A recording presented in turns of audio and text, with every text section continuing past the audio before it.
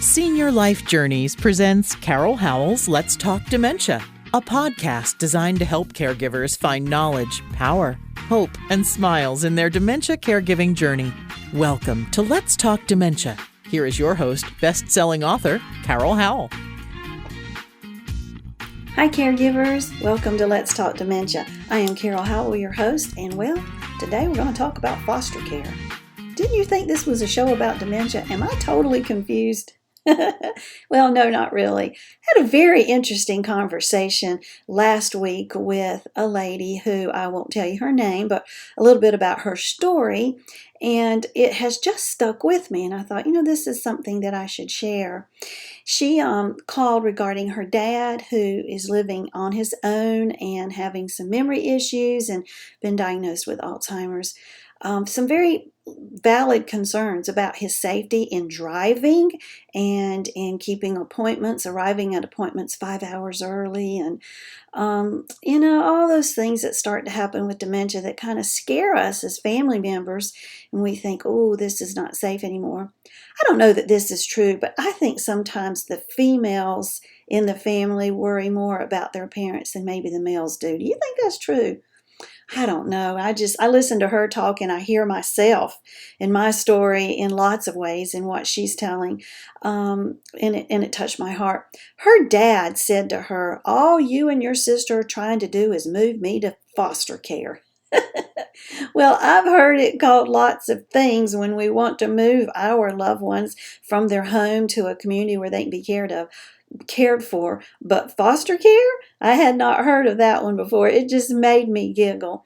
But the reason I tell you that is your loved one may be protesting the move to a group living situation, whether it be a assisted living, a memory care, or a wonderful group home. I do love group homes, where there's like 5 or 6 people in the home being well cared for.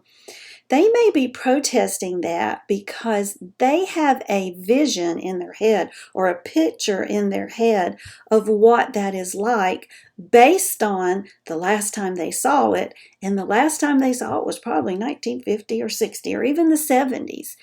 Even the 80s, folks, but that is not what we have going on today. And she said, this lady that I talked with said, I just really want Dad to move to an assisted living, and we're going to start this week going in touring, and but I don't know how to ever get him to move. And I said, the first thing you have to help Dad realize is not that he needs to move. We're not going to try to convince him of that. What we're going to show him instead is retirement living in a wonderful, exclusive, high-end community. I don't care what community you choose. That's what the words we're going to use. And when he goes and sees what assisted living is today, well, he's going to be shocked, because I can tell you, even in the 80s, assisted living was not something we heard of very much. And if we did, it was not what it is today. I remember before I ever started in this industry, back in the early 80s, visiting skilled nursing communities, and that's pretty much all there was. And all the people were lined up, just in their wheelchairs, sort of not there, drooling, curled up in the fetal position, and you walk down the hall and that's what you saw. Well, that is the vision, or that is the picture that so many of our folks have in their head. There is nobody that says, I just think I want to move to that. Sign me up. No, they don't do that. They're like, whatever happens, you keep me out of that. I'll stay home. They don't have in their head the picture of a 1-bedroom, fully furnished apartment with all their favorite things, and a maid and a butler and a chef and a driver, right? And an activities director. They don't think that. So that's what we want them to see. And I told her the best way to, well, not the best way, but several ways to do it. And one of them is just take Dad for lunch one day. We're going to a new place and we're going to have lunch. They're offering free lunch. And I'm all for a free lunch, Dad. What do you think? Take him, get him in there, let him see this beautiful community. And if all you do is have lunch, then you've got Dad's foot in the door. And then maybe you can talk to him, in the car on the way home because he's not going to remember it, later in the afternoon. That's a wonderful retirement community where people live. And then maybe go to another one and let him have lunch there with you. See if there's one that he seems to respond more positively to than others, that he has more of a reaction to than others. And then at some point go back and maybe have Dad look at an apartment. Now, if Dad's able to help make that decision, have him look at the apartment, see what he thinks. If Dad's not able to make that decision and you're going to make it on your own, then arrange a morning where someone's going to come take Dad and take him out fishing or take him out to do whatever it is Dad likes to do. If it was your mama, I would say we're going to take her shopping. But most men probably don't want to go do that. But to get Dad out of the house for 3 or 4 hours, and you're going to have a team of really good people and a truck or two, and you're going to move at least the essentials from Dad's home straight to Dad's assisted living apartment. His bed, his favorite chair, his favorite picture, his favorite blanket, his TV, that picture that's hung above the TV, the picture of his wife, the picture of his children, whatever it is that when Dad walks into his house now, he thinks this is home. You want at least some of those things in this new assisted living apartment. Then you take Dad back for lunch. Dad, let's go back there. They're offering free lunch again. And after lunch, maybe he can play bingo or whatever while you finish setting up that apartment. Then you can say, Dad, come down here. I want to show you something. This is where you're going to stay for a few nights because we're all going out of town and we can't be here to take care of you. And I was just a little worried about you. So I want you to love me enough just to stay here for a few nights. And then when we get back, we'll come see you. And he might protest that, yeah, but you will work around it. But thinking that he's only there for a few nights will lay on him in a way that he's likely to be accepting of that idea. Now, if you take Dad and go, hey, Dad, here's your new apartment. You're going to live here forever because you can't live by yourself, and I don't want you living by yourself, and okay, see you next week.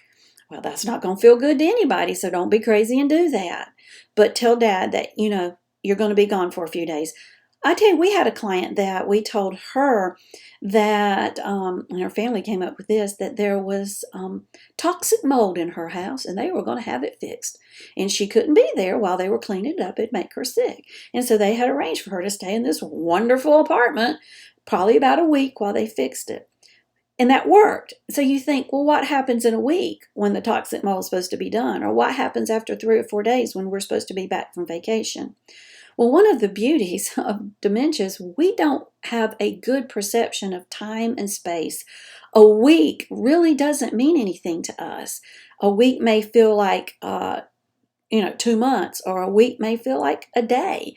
So we don't understand that concept anymore of time. So if they say to you, well, can I move back to my house? Well, no, Mom, you had toxic mold in your house. They're trying to get it out. Or I'm going to be leaving in just a couple days to go on a trip.